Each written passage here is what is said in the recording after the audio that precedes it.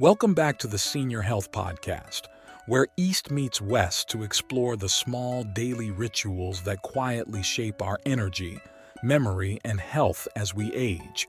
It's Monday, and today's episode is about something most of us never think twice about: what happens to your blood sugar while you sleep.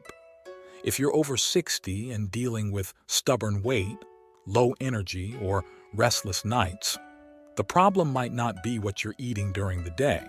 It could be what's missing in your bedtime routine. New research out of Japan and other leading universities is revealing a surprising link between sleep patterns and rising diabetes rates in older adults.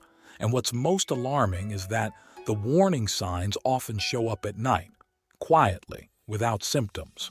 To help us unpack this, we're joined once again by a true icon of longevity. Over 100 years old, still walking daily, still showing up in the studio to share wisdom, guide minds, and help shape the future of healthy aging. Japan's oldest practicing physician, Dr. Shigeki Hinohara.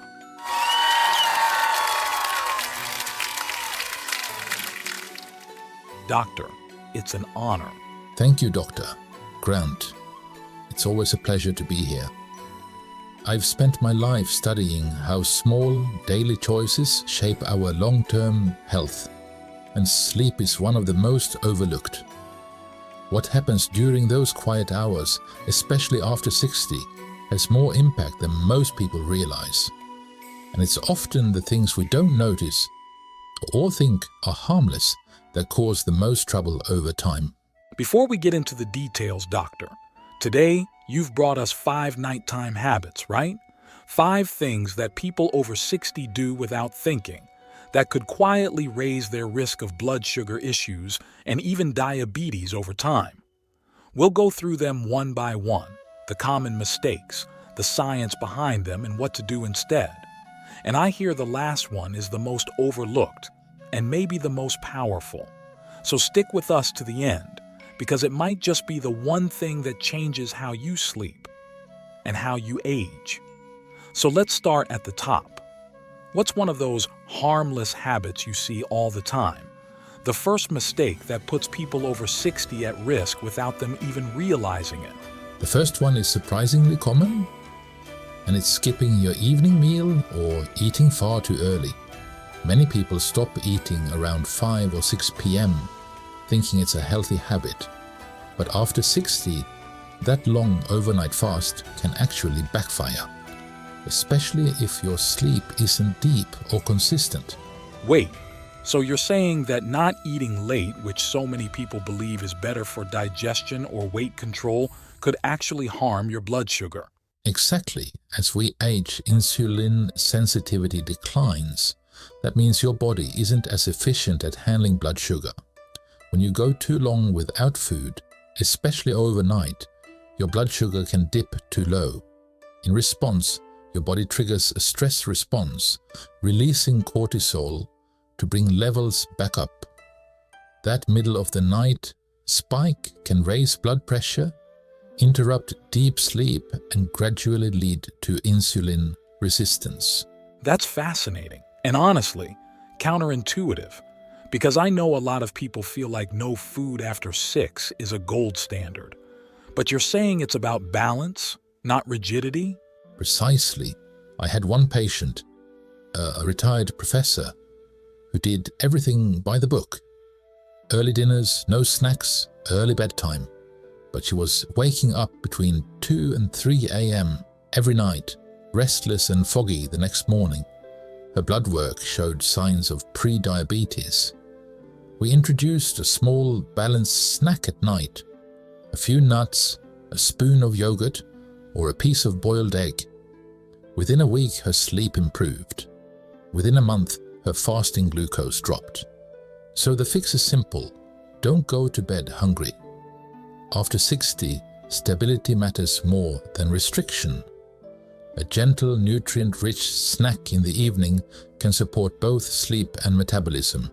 That really reframes the whole conversation around food timing. Because we usually think of diabetes prevention as something that happens during the day, what you eat for breakfast, lunch, maybe cutting sugar.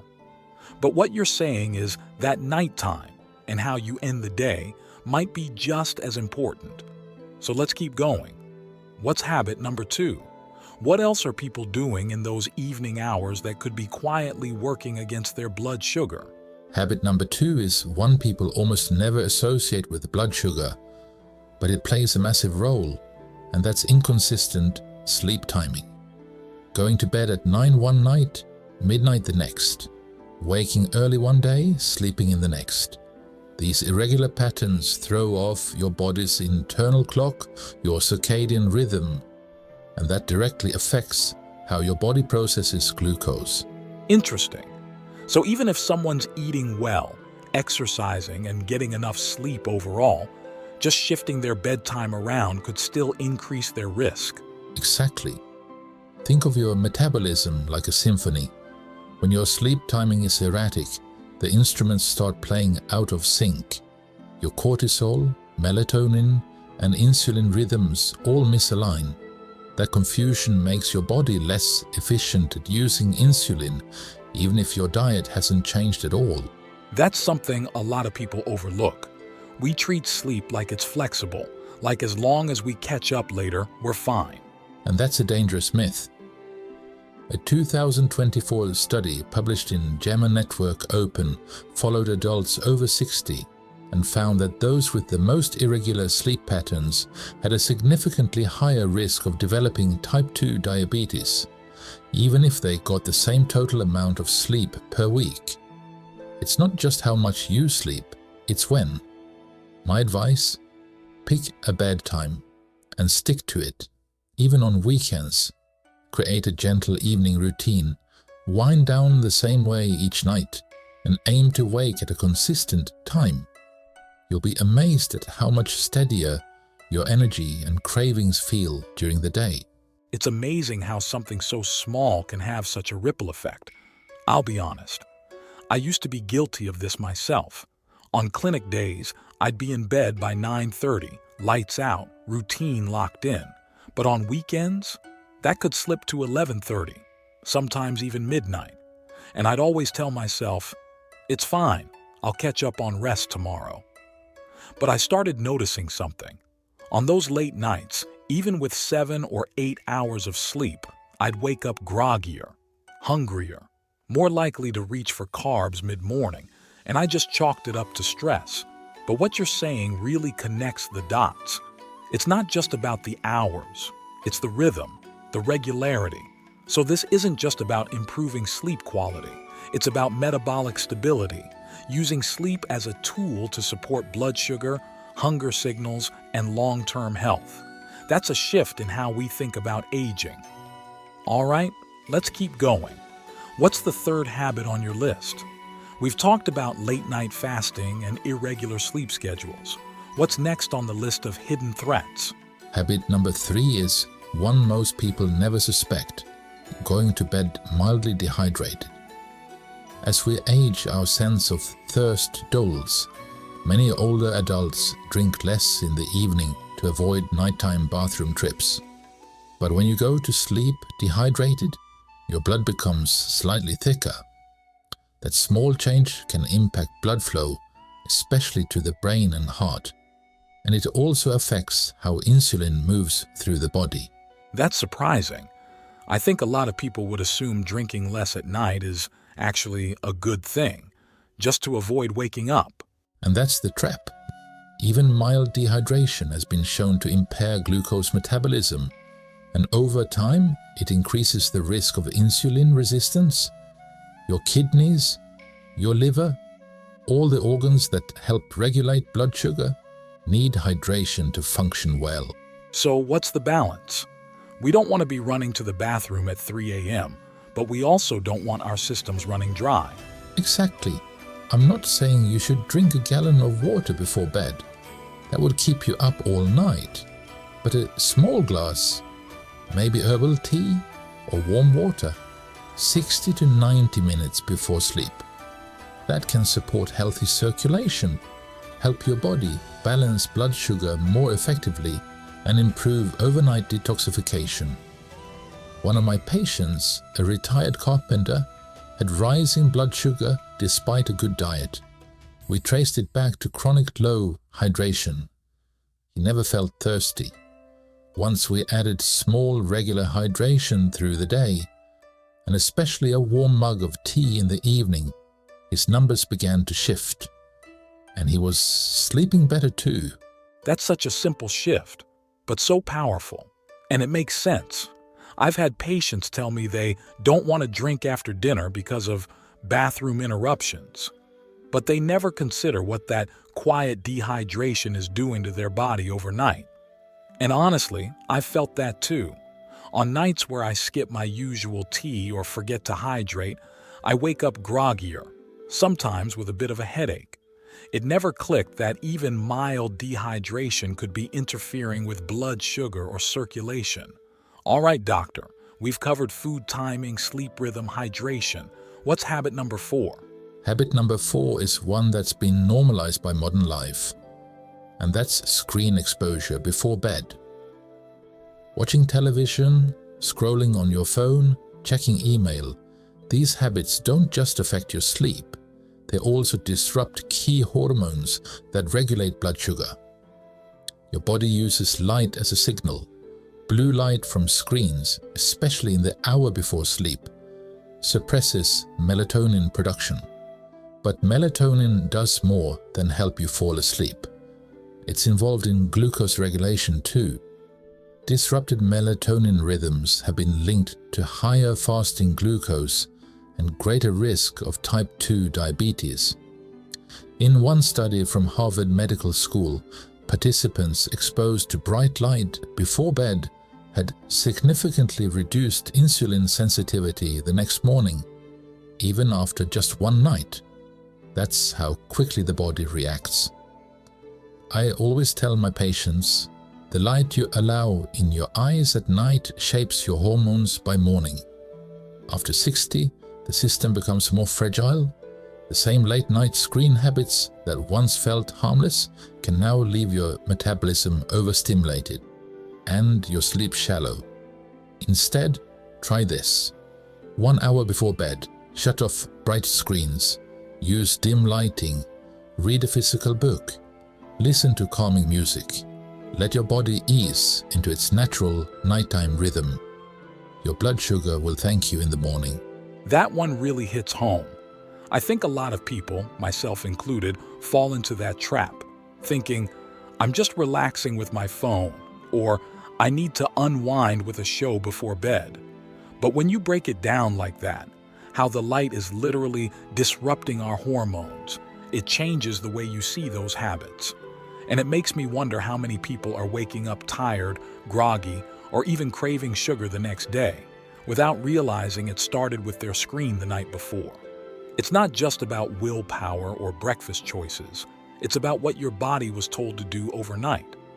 All right, doctor, you promised us 5 habits and said the last one might be the most overlooked of all, and most of us, including me, have been waiting to hear for the entire episode. What's the final nighttime mistake that people over 60 need to know about? Habit number 5 is something I see across the world, and it's going to bed in a state of mental tension, worry, rumination, overthinking. It might not seem connected to blood sugar, but it's deeply linked.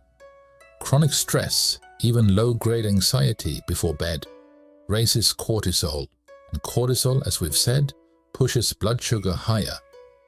Now imagine this happening night after night. You go to bed feeling mentally wired. You replay the day, worry about tomorrow.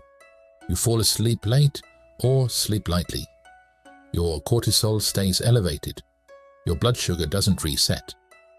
Over time, this creates a subtle form of metabolic wear and tear. And for people over 60, it adds up fast. That's fascinating. So it's not just physical stress, like inflammation or pain, but also psychological tension that's keeping blood sugar elevated. Exactly. And it doesn't need to be a crisis. It can be something as small as an unfinished task, a frustrating conversation, or checking the news right before sleep. These things nudge your nervous system into a fight or flight state, even if you're lying still in bed. And once cortisol is elevated, insulin becomes less effective. That makes me think about those quiet moments at night, when everything's off, but the mind keeps spinning. A lot of people think that's normal, but what you're saying is, it's a metabolic event. Yes, and the brain and pancreas are deeply connected. If the mind doesn't rest, the body doesn't restore. I had a patient, a retired school teacher, who couldn't figure out why her blood sugar was creeping up despite a perfect diet. We looked closer at her evenings. She was watching crime dramas, reading the news, answering emails in bed. Once we replaced that with 15 minutes of gentle stretching and journaling, her morning glucose dropped by nearly 20 points. The fix isn't complicated. Create a wind-down routine, just like you would for a child. Soothing music, low lights, no screens, gentle movement or breathing. Write down your thoughts so they don't circle in your head. What you give your nervous system before sleep shapes how your body heals overnight. That really brings it all together.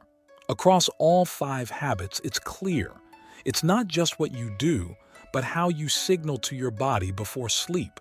From food and light to movement and thought, every input either supports your blood sugar or silently disrupts it. And most people never realize that insulin resistance often begins in the quiet of the night, long before it shows up on a lab report. Doctor, before we wrap up, can you leave us with one final thought? One line that sums up everything we've talked about today. Your body listens while you sleep. Every small choice before bed, what you eat, how you breathe, what you think, becomes a message to your cells. If you send calm, balance, and rhythm, the body restores itself. But if you send chaos, the damage begins quietly, and often you won't notice until it's too late. There are no better words to say that. Thank you, Doctor. And thanks to all of you for listening again. We love the support, and we would appreciate it if you would like the video and subscribe if you haven't already. We wish all of you a long and healthy life. At the top of the comments, there is a link for a voluntary donation for the people that want to show some love so we can improve our content. See you next time.